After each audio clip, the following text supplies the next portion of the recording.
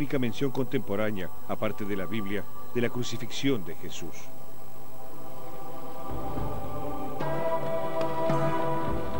Nerón declaró culpable y castigó con los mayores refinamientos de la crueldad a una clase de hombres aborrecidos por sus vicios, la multitud llamada cristiana.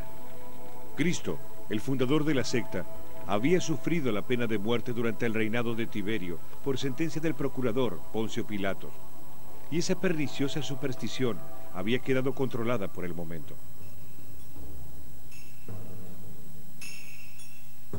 Tácito está seguro de que Jesús murió como un criminal. Fue sentenciado por un oficial romano y fueron soldados romanos quienes llevaron a cabo la ejecución. Para quienes veían a Jesús como un maestro espiritual, esto plantea una pregunta difícil. ¿Qué había hecho él para ofender al imperio más poderoso del mundo? Tenemos la tendencia de disociar el hecho de ser un revolucionario político o social y el hecho de ser un maestro, un teólogo, un profeta. En el siglo I esas dos cosas eran un 100% lo mismo. Cuando Jesús habla del reino de Dios, expresa cómo sería regido el mundo si Dios ocupara el trono del César. Ahora bien, esto es un 100% político y un 100% religioso. Es decir, que Jesús es un revolucionario social, pero es un revolucionario social en nombre de Dios, y lo que predica es que el reino de Dios está contra ti, César. Tu sistema no es el sistema de Dios. Esta es una afirmación política, económica y religiosa. Roma, el centro del poder mundial, donde el movimiento cristiano se expandió tan rápidamente.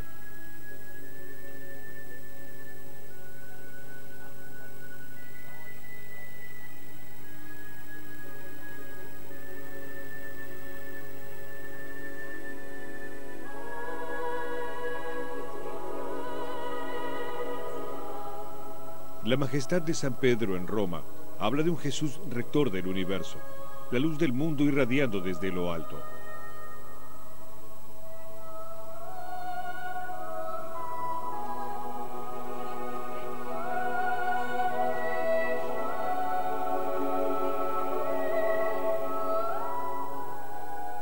El Jesús de la iglesia primitiva era muy distinto.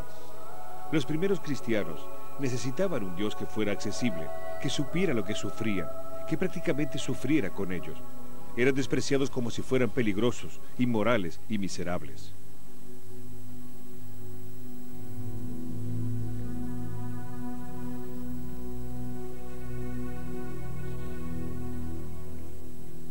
Durante años, los primeros cristianos enterraron a sus muertos, como lo hacían todos los romanos, en una red subterránea de cementerios, las catacumbas.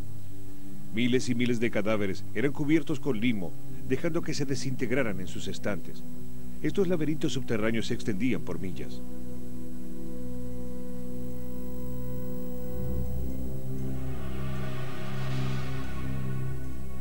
Los cristianos romanos imitaron a sus vecinos paganos en la forma de tratar con la muerte.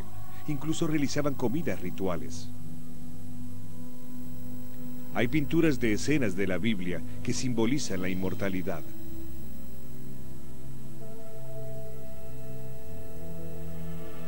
El pavo real, un ave del paraíso. Estos son los primeros ejemplos de arte cristiano e incluyen a los primeros intentos de pintar a Jesús.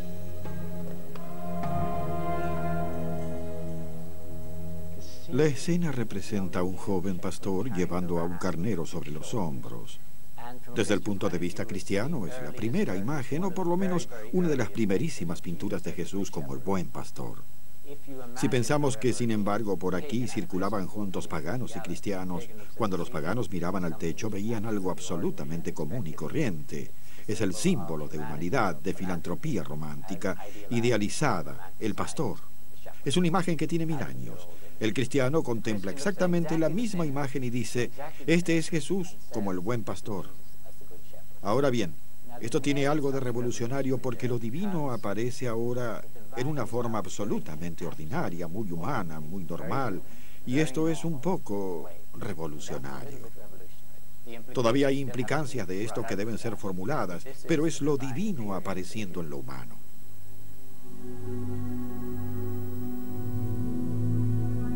Hay una sorprendente ausencia de lo familiar. Nada que identifique a este cementerio como cristiano. Ninguna cruz, ninguna resurrección, ningún juicio final. Estos son los temas centrales del Nuevo Testamento, pero parecen haber sido menos importantes para los primeros cristianos romanos.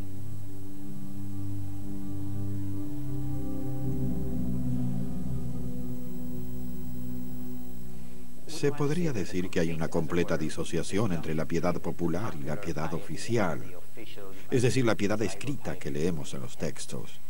Pero si nos preguntamos qué pasaba por la mente de la gente, diríamos que veía a Dios.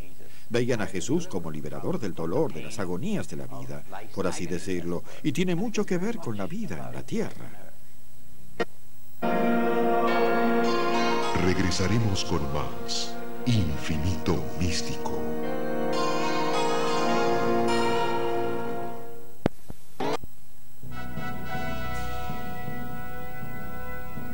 La vida de Jesús empezó durante el reinado del primer emperador romano, Augusto, quien accedió al poder después de años de guerra civil. En la narración de Lucas del nacimiento de Jesús, fue Augusto quien ordenó el censo que llevó a José y a María a Belén.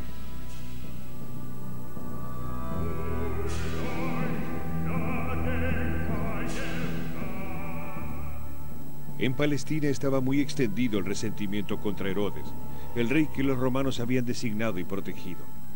Él quería parecer como un judío leal y benévolo. Reconstruyó el templo de Jerusalén en un estilo magnífico y convenció a los romanos para que le dieran el título de rey de los judíos. Pero tenía también la reputación de ser un tirano despiadado, como en la narración de Mateo sobre la búsqueda de los magos del rival del rey de los judíos, el niño Jesús.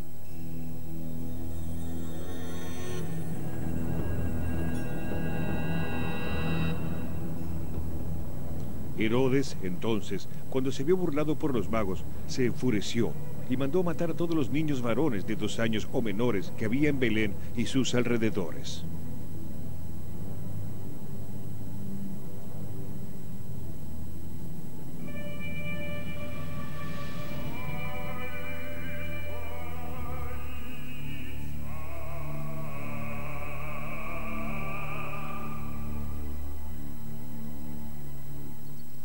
El malestar causado por esta opresión política en la época del nacimiento de Jesús fue alimentado además por la crisis económica de la región.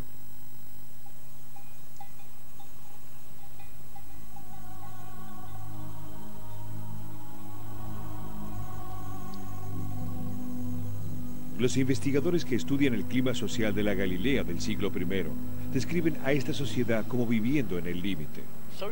Las condiciones sociales y económicas eran tales que era mucho mejor ser pescador que granjero.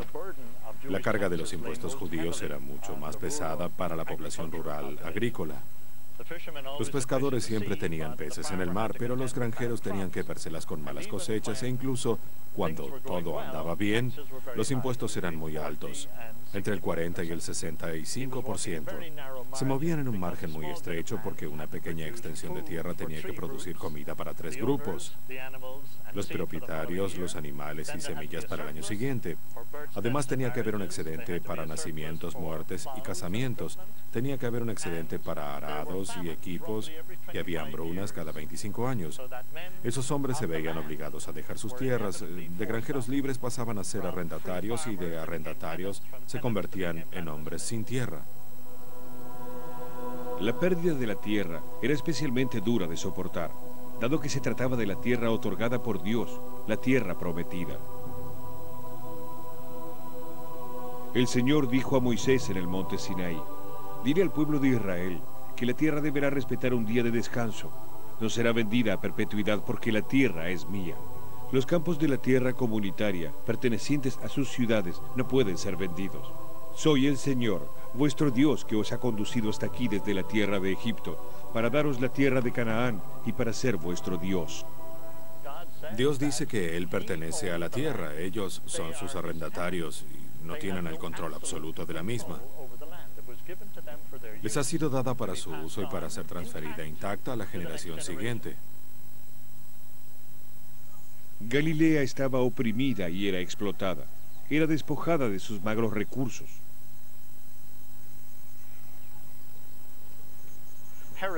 Herodes podía percibir 200 talentos de plata de Galilea. Eso equivale a 10 toneladas de plata. Ahora bien, la gente periódicamente quebraba debido a semejante presión y por eso se estaba gestando un tremendo resentimiento en el momento del nacimiento de Jesús. Cuando Herodes murió en Galilea, estalló una revuelta y Varo irrumpió allí con las legiones de Siria y destrozó todo, atacando a la capital, destruyendo y quemando los granos.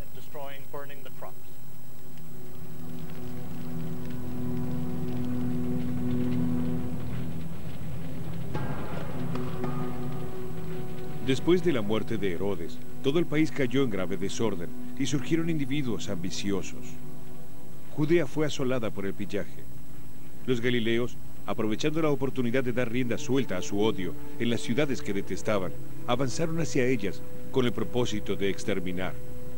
Varo envió sus tropas a través del país para capturar a aquellos implicados en la sedición y crucificó a 2000 de los cabecillas.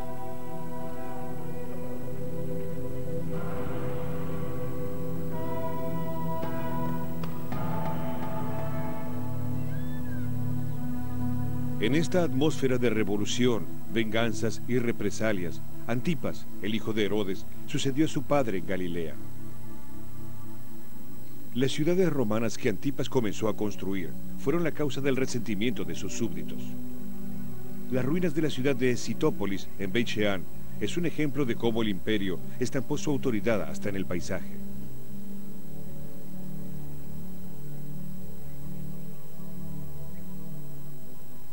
Los romanos patrocinaron esta arquitectura monumental como una forma de propaganda, simplemente para agobiar a la población de los alrededores y obligarla a someterse para que no causara más problemas.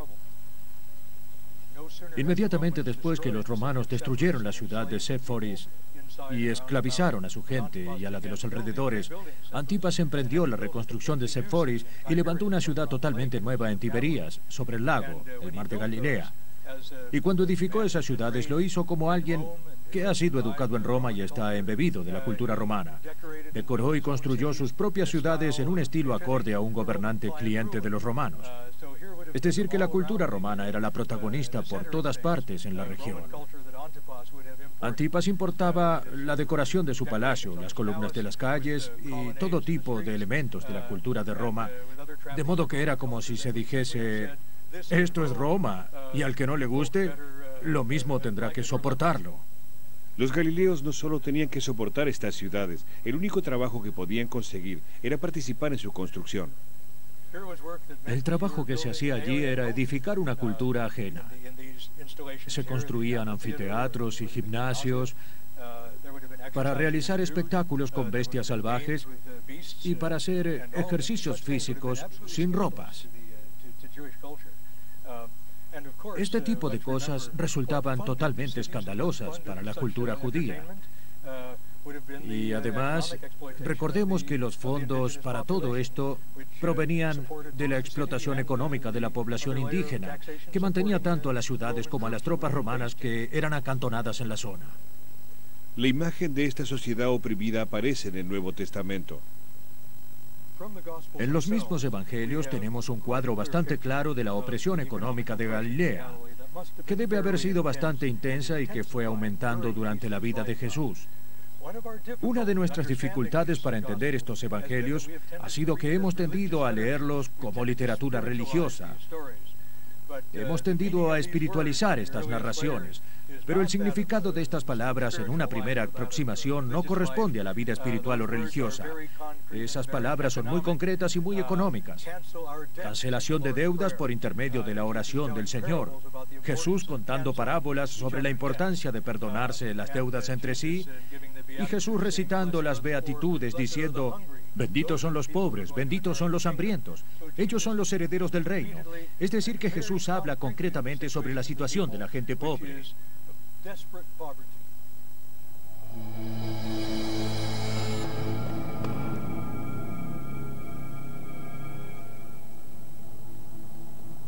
Danos hoy el pan nuestro de cada día y perdona nuestros pecados, así como nosotros perdonamos a nuestros deudores. No nos dejes caer en la tentación y líbranos del mal.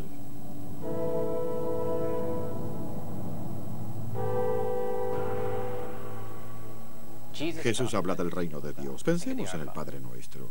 ¿Queremos saber qué es el reino de Dios? Dice, hágase la voluntad de Dios, tanto en la tierra como en el cielo. El cielo es su mejor expresión, es todo su esplendor. La tierra es desorden.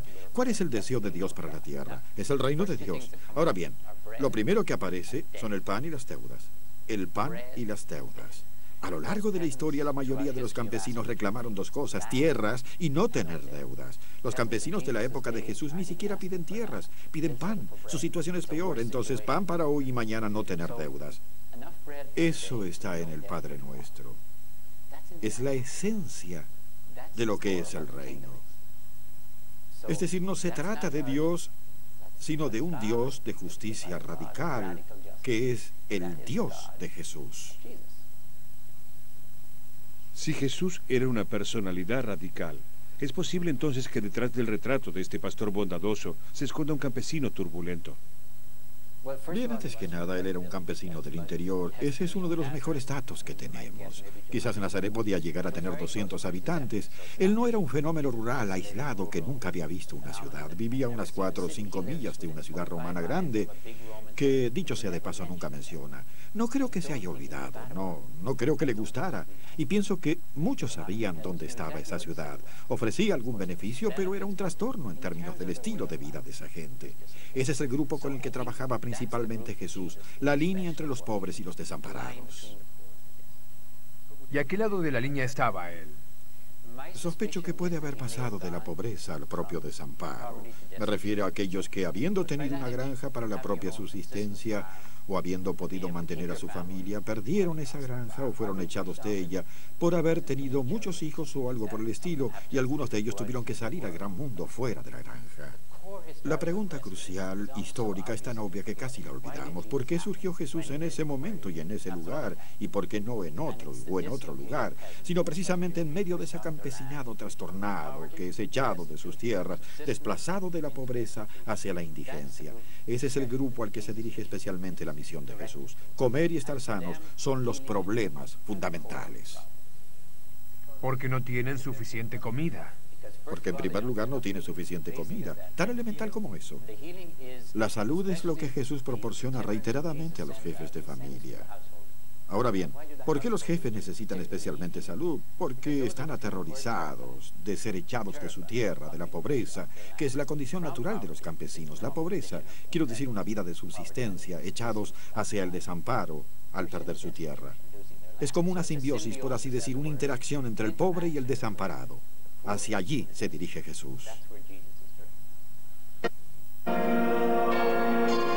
Regresaremos con más Infinito Místico. Continuamos con Infinito Místico. El Espíritu del Señor está sobre mí. Benditos son los pobres de espíritu, porque de ellos será el reino de los cielos. Me ha mandado para proclamar la liberación de los católicos. Benditos son los hambrientos y los sedientos, porque serán satisfechos justamente, para dar libertad a los oprimidos. Benditos son los sumisos, porque heredarán la tierra.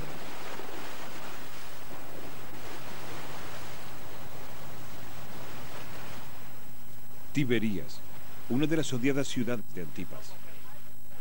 Existe aquí una antigua tradición de curación que se remonta a la época de los profetas. Los afligidos todavía llegan hasta allí para curarse en las aguas termales. En el siglo I, la enfermedad no era simplemente una dolencia, era una falla en las relaciones. Los curanderos eran los encargados de purificar la vida de toda la comunidad. Tenemos tantas historias de curaciones que debemos asumir que Jesús era curandero. A esto tenemos que entenderlo en su contexto. Y él lo debe haber entendido en su contexto, el del reino de Dios. Es decir, que lo que él pronuncia es que Dios está finalmente haciendo algo por el pueblo de Dios. Y entonces él tiene que entenderse a sí mismo como el transmisor de esta energía curadora que restaura la vida de la gente individual y colectivamente. Y así en una curación tras otra se habría manifestado la energía de Dios, la energía divina para restaurar la vida, tanto a nivel individual como a nivel de toda esa comunidad.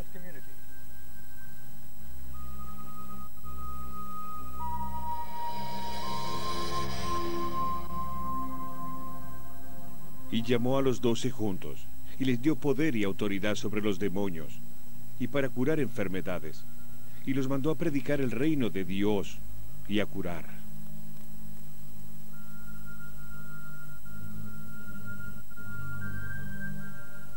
La ley judía tenía estrictas reglas para asegurar la salud y la pureza. La enfermedad era frecuentemente interpretada como un castigo de Dios por pecar. La irrupción de tiempos difíciles podía ser igualmente la consecuencia del pecado. Los evangelios registran cómo Jesús atrajo a multitudes de enfermos y desgastados. Los curó y les dijo que sus pecados estaban perdonados. Debían mostrarse a las autoridades eclesiásticas simplemente para probar que estaban realmente curados. Al pasar por encima de los rituales oficiales, estaba desafiando a la misma ley.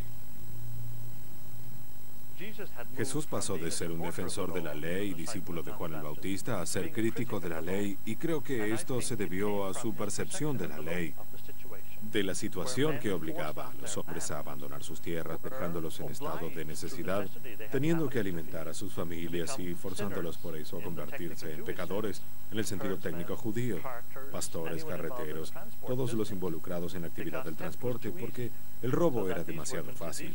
Eran considerados entonces pecadores, y con ellos se lo asociaba a él. Y él reconocía que aunque la ley los clasificaba como enemigos de Dios, eran víctimas del infortunio o de un sistema impositivo perverso. Jesús desafió también al sistema por medio de las comidas milagrosas.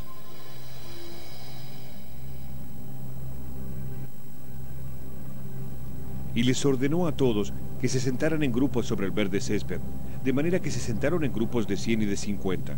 Y tomando las 5 hogazas de pan y los 2 pescados, miró al cielo, los bendijo y partió las hogazas y se las dio a sus discípulos para que las distribuyeran entre la gente. Y dividió los 2 pescados entre todos ellos, y todos comieron y quedaron satisfechos.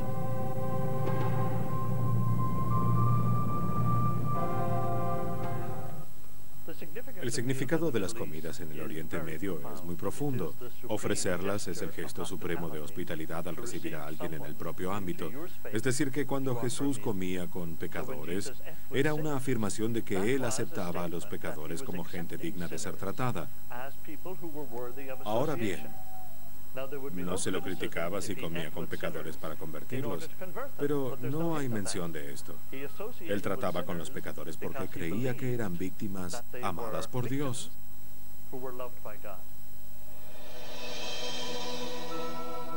Ellos le decían, Señor, permite que nuestros ojos se abran.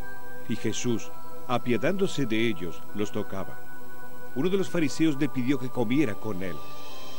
Llevaron hasta él a un paralítico acostado en su cama.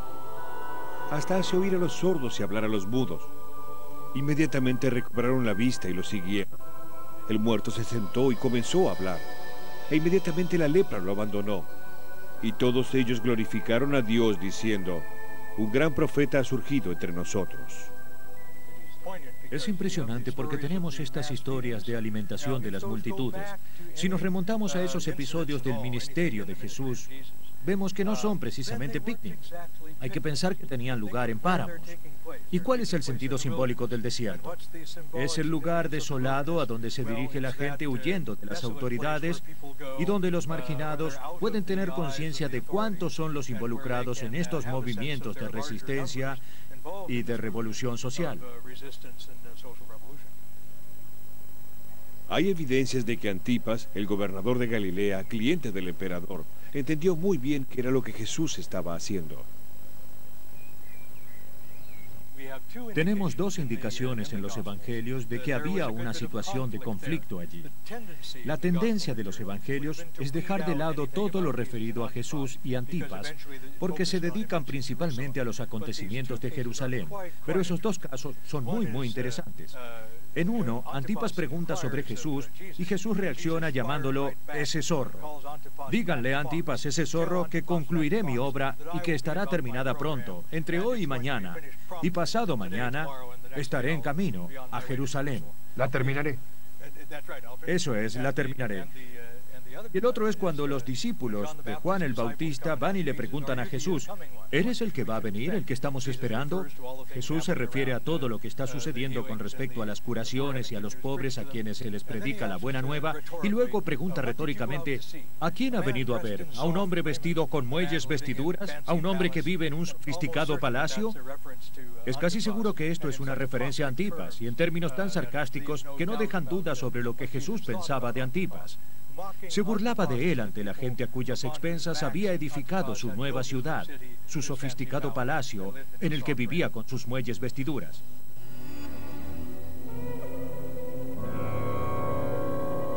Aquel mismo día llegaron unos fariseos y le dijeron, sal y vete de aquí, porque Herodes te quiere matar. Y él les dijo, id y decid a ese zorro, que he aquí que espanto demonios, hago curaciones hoy y mañana, y al tercer día termino mi obra. Sin embargo, es necesario que hoy y mañana y pasado mañana siga mi camino, porque no es posible que un profeta muera fuera de Jerusalén.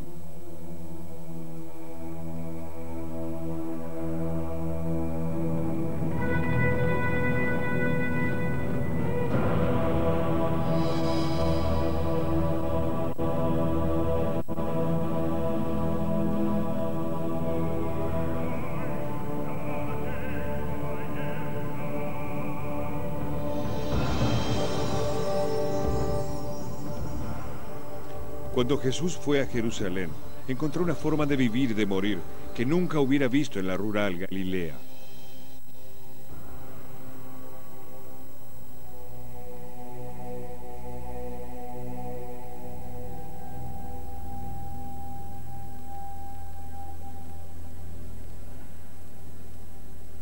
Allí pudo apreciar la corrupción y el desenfrenado despilfarro de los ricos.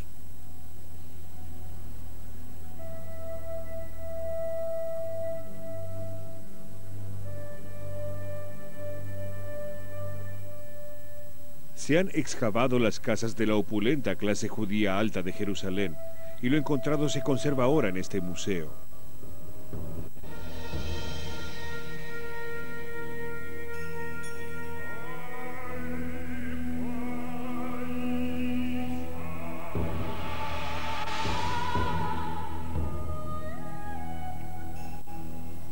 Los arqueólogos han descubierto que el esplendor de los ricos era más evidente en la muerte. Jerusalén ha sido siempre una ciudad muy animada, pero la muerte ocupaba un lugar importante, pues la gente venía aquí no solo a vivir, sino también para morir. Y sabemos muchas historias de gente que llegó hasta aquí simplemente para ser enterrada en Jerusalén.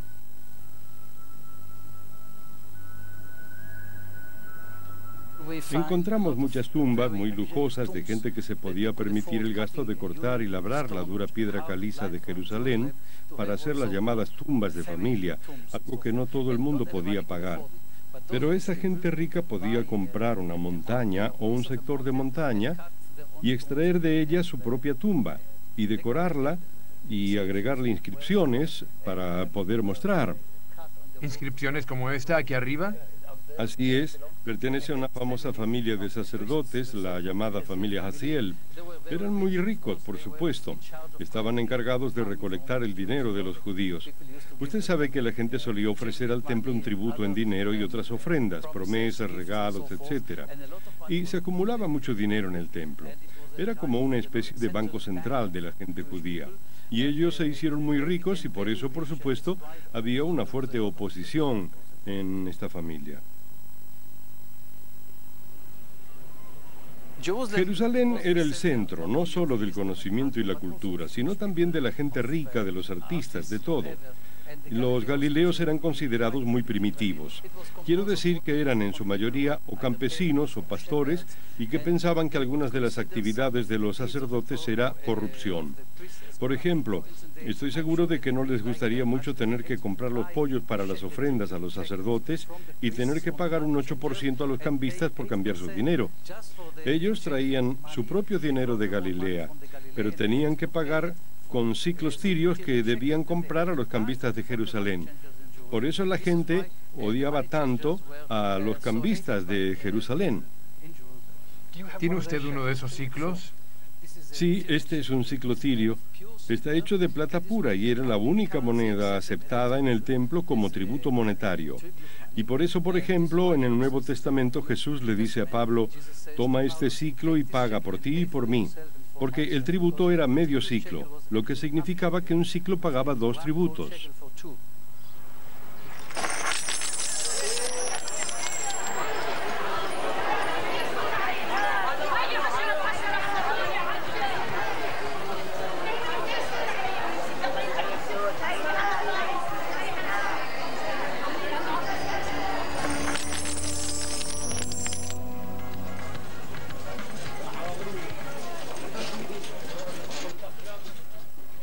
Sabe, no puedo imaginar que Jesús u otra gente que viniera de pueblos o pequeñas ciudades pudiera tener gran contacto con el dinero.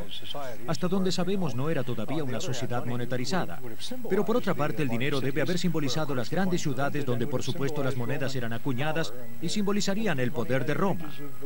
Y la mayoría de las monedas tenían la esfinge del emperador romano o la imagen de templos paganos, así que debían simbolizar algo, una cultura extranjera y también un poder económico. Y por supuesto tenemos a los fariseos y a los herodianos preguntándole a Jesús si era legal o no pagar impuestos al emperador.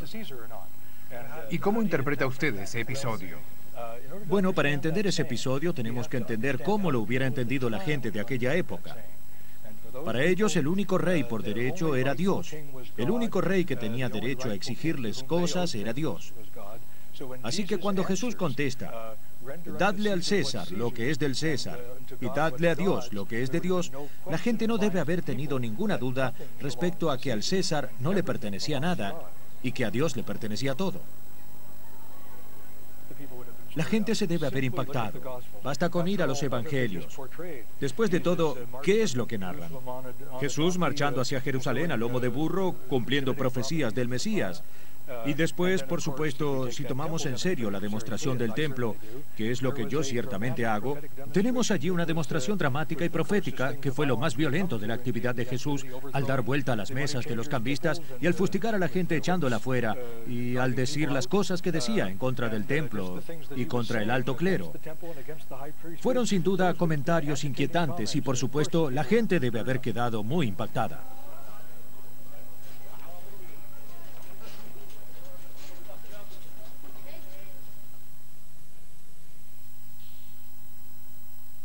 Yo creo que la evidencia más clara indica que no proponía una revolución violenta. No hay ni siquiera que preguntarse si Jesús era pacifista. Lo que tenía que hacer era ser realista. Todo lo que tenía que saber era cuál sería el efecto de una revolución violenta sobre el poder romano. Estaban equipados, las legiones estaban listas en Siria para avanzar hacia el sur y sofocar muy brutalmente cualquier revolución campesina. Así que una revolución violenta era algo muy peligroso. Una revolución social en marcha, sin embargo, es mucho más peligrosa. Es una revolución en el nivel del pensamiento y de la acción, y creo que eso es lo que estaba haciendo Jesús. Tiene la visión de un mundo con una justicia radical, un Dios de una justicia radical y un programa para probar e implementar a fondo. Y ese programa será el que lo lleve a la muerte.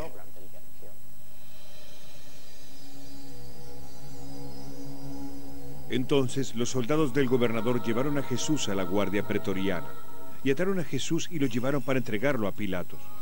Y los soldados armaron una corona de espinas y se la colocaron en la cabeza y lo desnudaron y le golpearon la cabeza con una caña y lo escupieron.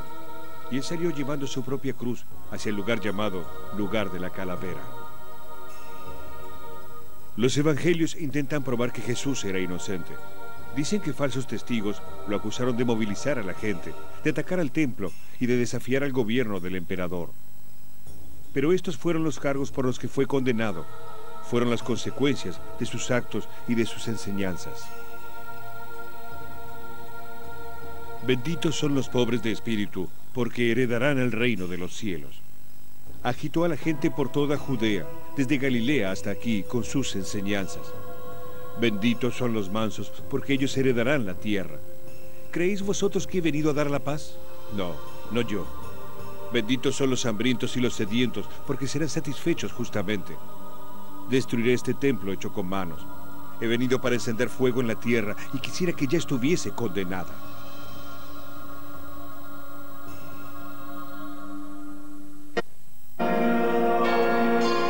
Regresaremos con más Infinito Místico.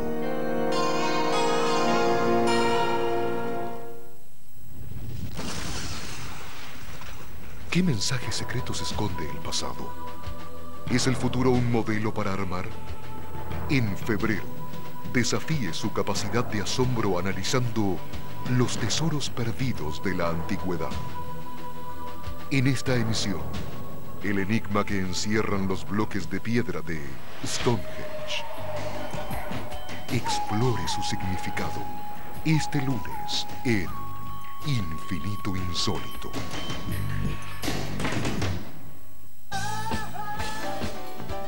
Hay cosas que nos gustan mucho. Hay cosas que son muy ricas. Otras que son muy sanas. Y está Hades, todo en uno. Toma Hades. Hades tiene todo lo que te hace bien. Pelo por pelo, con su propio cabello y en solo 3 horas. Así es nuestra técnica de microtrasplante capilar, la única que termina definitivamente con la calvicie. Hair Recovery Argentina, la solución de raíz. Nuevo Hades Light, sin azúcar, con las mismas proteínas, vitaminas y minerales.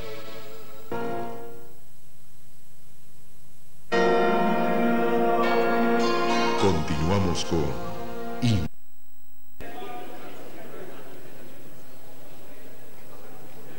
La iglesia del Santo Sepulcro de Jerusalén, construida sobre los lugares tradicionales de la crucifixión y del entierro de Jesús. Lo peculiar de la vida de Jesús es por qué no desapareció de la historia. Después de todo, miles de rebeldes fueron ejecutados en ese siglo tan teñido de sangre. Sus causas se han evaporado, sus seguidores se han dado por vencidos, pero el movimiento de Jesús comenzó a florecer a pesar de su muerte, e incluso gracias a ella. Sus seguidores aumentaron enormemente, y la historia se ha quedado con el enigma de su resurrección. Los seguidores de Jesús perdieron la fuerza, pero no la fe. Escaparon, y quizás eso fue algo muy bueno, porque si no hubiéramos tenido muchos más cristianos muertos. Pero es muy distinto perder la fuerza que perder la fe. Ellos no perdieron la fe. Creo que los primeros cristianos fueron difamados, escaparon, pero dejaron de escapar y siguieron creyendo que Dios había actuado por medio de Jesús. El movimiento de Jesús da poder. Un movimiento en el que Jesús dice a la gente que vaya y que haga las cosas por sí misma. No tienen solo que ir hacia Él, tienen que ir y hacer las cosas por sí mismos. Vayan a sanar, a predicar, hagan descender el reino. En esa situación Jesús no es el centro de todo. Puede morir, pero el movimiento puede sobrevivir, y eso es lo que ocurrió. Y sobrevive porque sus seguidores continúan haciendo curas. Porque sus seguidores siguen curando, porque hay gente en Galilea que lo sigue haciendo antes de averiguar que Jesús ha muerto y que el reino no se detuvo a las 3 de la tarde del viernes. Todavía existe. Todavía estaban experimentando el poder de Dios por medio de Jesús, y Jesús se había ido, pero ahora de alguna manera sigue estando presente, sigue potenciando a la gente. Es seguro que el cristianismo no se hubiera desarrollado si no hubiera surgido y no se hubiera difundido entre sus seguidores la creencia en la resurrección milagrosa de Jesús. La resurrección es absolutamente esencial para el cristianismo. Es el motor que lo mueve. Jesús vivió, resucitó. Ahora está en el cielo y salvará de la misma manera a quienes tienen fe en Él. Y si no le hubiera ocurrido eso a Él, sus seguidores no podrían tener la esperanza y la confianza de que lo mismo le sucederá a ellos. O bien los discípulos odiaron las experiencias de resurrección, o bien inventaron todo. Es un engaño o algún tipo de fraude. Pero desde el momento que estos hombres, al fin y al cabo, iban a dar sus vidas por sus convicciones, la idea de un engaño o de un fraude no es probable. Así que pienso que realmente pasó algo. Es decir, que tuvieron experiencias de resurrección, pero es evidente, por los relatos del Nuevo Testamento, que no hay ninguna descripción de lo que pasó. Por el contrario, hay varias descripciones divergentes, y algunas de ellas se excluyen mutuamente. Así que es difícil saber cuál fue la historia, dado que las descripciones son diferentes y divergentes. Y cuando hay que describir lo que vieron, eso es realmente difícil. Si se piensa en el pasaje de Lucas, donde Jesús habla toda la tarde con dos de sus discípulos, y ellos no lo reconocen hasta que Él se sienta con ellos y parte el pan, parece claro por este tipo de narraciones que los cristianos no favorecen la postura de que Jesús, el Jesús resucitado, era un hombre muy malherido, que pudo levantarse y caminar un poco tambaleándose, o un hombre muerto que había resucitado, al que se le había prorrogado brevemente la vida de vuelta, de modo que podía tambalearse un poco dando vueltas. No, por el contrario, él no estaba reconocible para la gente que lo conocía. Y Pablo, finalmente, termina por hablar de un cuerpo espiritual. Ahora bien, yo no sé qué puede ser un cuerpo espiritual, pero eso fue lo mejor que pudo pensar Pablo. Sabemos que Pablo tuvo una visión y que las visiones están en el inicio de todo movimiento religioso, así que la visión puede darse por sentada, pero las visiones son lo que uno más desea o lo que uno más desesperadamente teme. Eso proviene del movimiento que existía antes de Jesús, así que la resurrección para mí significa la continuación de ese movimiento, que un estibador de Corinto, escuchando a Pablo, pueda experimentar el poder de Dios por medio de Jesús y no diga, creo en ti, Pablo, sino creo en Dios. Puedo experimentar este poder, esta potenciación. Esto es lo que la resurrección significa para mí. No tiene nada que ver con un cuerpo saliendo de una tumba, no tiene nada en sí mismo que ver con una visión. Yo lo llamaría parábolas de la resurrección, pero no la misma resurrección. Lo que impresionó y alarmó a la gente con respecto a los primeros cristianos fue que ellos no le temían a la muerte. Cuando tuvieron que afrontar las persecuciones, torturas y asesinatos como un deporte para las multitudes romanas, estaban convencidos de que alcanzarían la vida eterna.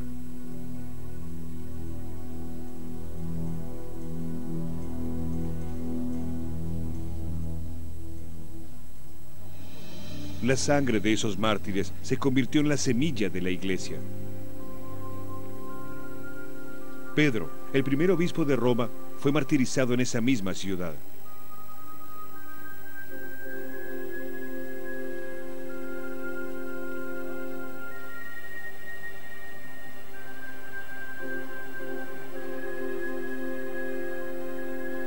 Es una gran paradoja que un rebelde marginal en los confines del mundo romano llegara a ser venerado por el mundo como rey de reyes y señor de señores.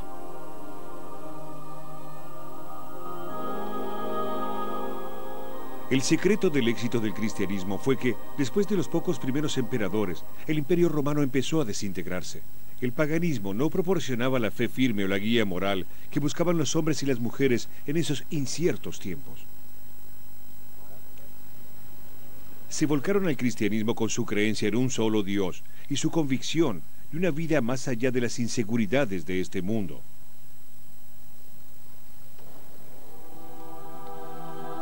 Porque nosotros no estamos luchando contra la carne y la sangre, sino contra los principados, contra los poderes, contra los que rigen el mundo en esta oscuridad presente, contra los huéspedes espirituales de la iniquidad en los lugares celestiales. Por eso, tomad la entera armadura de Dios, que os permitirá resistir en el día inicuo, y habiendo hecho todo, seguir en pie.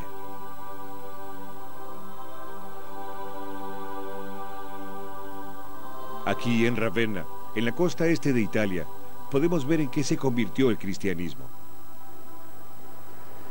3 siglos después de que Jesús fuera muerto, el imperio que lo crucificó lo aceptó como su Señor. En el siglo IV pasaron realmente 2 cosas. Una, por supuesto, la sabe todo el mundo. Constantino, el emperador, se convirtió al cristianismo. Y en este punto uno podría decir fácilmente, acá terminó todo. Jesús el rebelde, el campesino que dio su vida por luchar contra el imperio y que fue crucificado por el imperio. Bueno, ahora ese imperio es cristiano, así que todo está perdido. Todo. Todo. Esto es una total traición a Jesús. Pero las cosas son más complicadas porque en el siglo IV tuvo lugar una gran controversia entre el cristianismo ariano y el cristianismo católico. Y lo que estaba en juego era en un 100% religioso y en un 100% político, como todo en aquella época. Y sospecho que también actualmente. El punto era este. Jesús, ¿era totalmente humano, totalmente divino según la postura católica, igual a Dios? ¿O era algo así como semi-humano, semidivino, subordinado a Dios? Por supuesto, Esto tenía su aspecto político porque si Jesús era totalmente divino, estaba claramente por encima del emperador. Y si era semi-humano, semi-divino, estaría ubicado por debajo. Así que la cuestión teológica era su relación con Dios y la cuestión política, igualmente integrada a la anterior, era su relación con el emperador.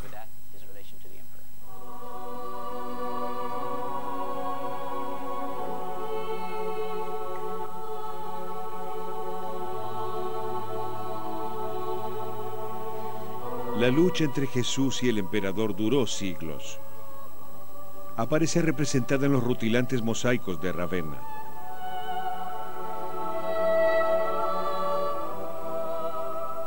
En la entrada de la capilla privada del obispo está el mosaico de Cristo, el guerrero, pero de un guerrero con una importante diferencia. Sobre su hombro no está la lanza, sino la cruz. En su flanco no está la espada, sino el libro. Y el libro es tan sagrado que no puede ser tocado más que con un velo en la mano que lo sostiene. Soy el camino y la verdad y la vida, dice, y el guerrero está parado entre dos animales. A un lado está la serpiente, el conocido símbolo del mal del jardín del Edén. Pero del otro lado se halla el símbolo del poder, el león.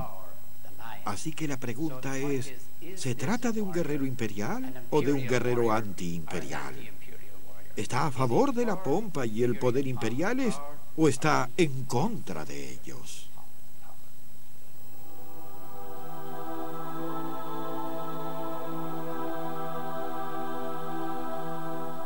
El pasar de las catacumbas a los dorados salones del imperio provocó un conflicto que nunca ha quedado resuelto. La memoria del buen pastor, del Jesús que estaba del lado de los pobres, ha molestado siempre a la conciencia cristiana. Sin embargo, a pesar de todo lo fuerte y poderosa que ha llegado a ser la Iglesia, nunca ha olvidado del todo que comenzó con una revuelta y que hasta los poderes más altos fueron responsables.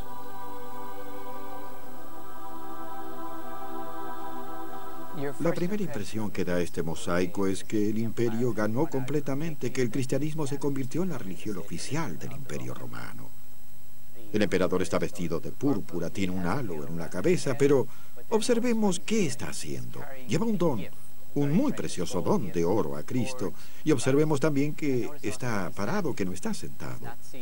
Si nos movemos desde el registro más bajo, donde está el emperador, hasta el registro más alto, encontramos a Cristo, también con púrpura, pero ahora sentado sobre el mundo. Y los únicos que están con él son dos ángeles, uno a cada lado, y un obispo y un mártir.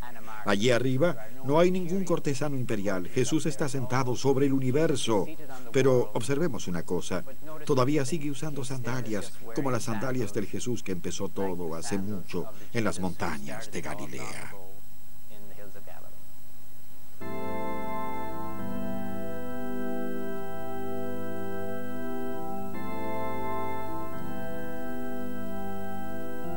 Jesús el rebelde fue un hombre de acción. Pero hay un Jesús que es una figura profundamente espiritual y su búsqueda comienza en el desierto.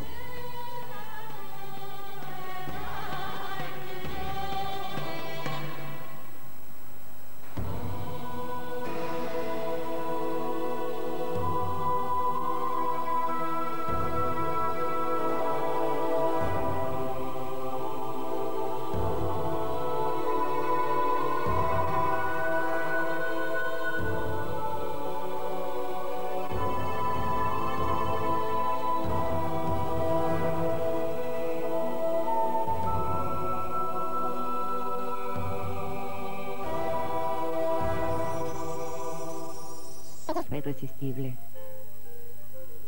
Sin embargo, las pruebas históricas dicen lo contrario.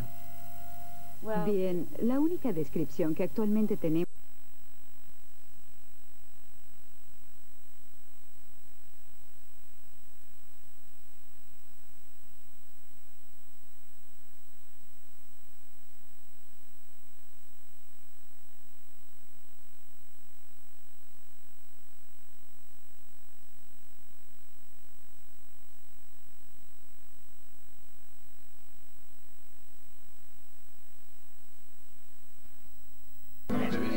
muchas